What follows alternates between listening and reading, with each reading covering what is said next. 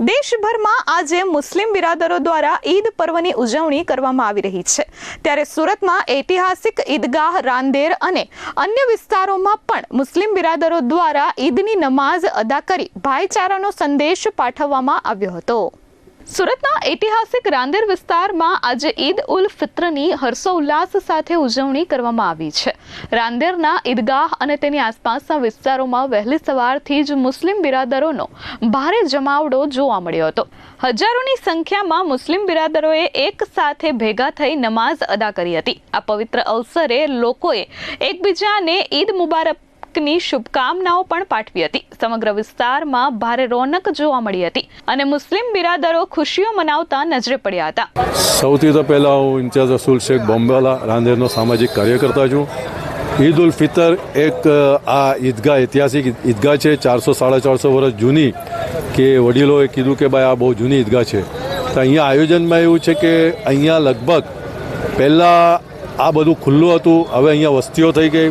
પહેલાં 50,000થી લાખ માણસો અહીંયા નમાઝ પઢતા હતા અને આ ઐતિહાસિક ઈદગાહ છે એટલે આજુબાજુના ગામડાઓવાળા સુરત શહેરના લોકો પણ અહીંયા નમાઝ પઢવા આવે છે। લગભગ આશરે 8,000થી 12,000 પબ્લિક હશે। સુરતમાં રાંદેરની ઐતિહાસિક ઈદગાહની સાથે લિંબાયત, ઊન, બેસ્તાન જેવા વિસ્તારોમાં પણ મોટી સંખ્યામાં મુસ્લિમ બિરાદરોએ એકત્રિત થઈ ઈદની નમાઝ અદા કરી હતી અને શાંતિ અને અમનની પ્રાર્થનાઓ કરી હતી। જોકે સુરતમાં ઈદ પર્વની ઉજવણીને લઈ પોલીસ દ્વારા પણ પૂરતો બંદોબસ્ત ગોઠવવામાં આવ્યો હતો कि युद्ध खत्म होना चाहिए, चाहे यहाँ हो चाहे कोई और जगह हो। सब इंसान हैं और इंसानों को शांति चाहिए, अमन अमान चाहिए। युद्ध में खराबी के अलावा, नुकसान के अलावा कुछ नहीं होता। शांति की बहुत ज़रूरत है और उसके लिए प्रार्थना की ज़रूरत है और वो प्रार्थना हमने की है। रांदेर की ईदगाह में जहांगीर आए थे, जहांगीरपुरा यहाँ करीब है, वहाँ उन्होंने भी नमाज यहाँ अदा की।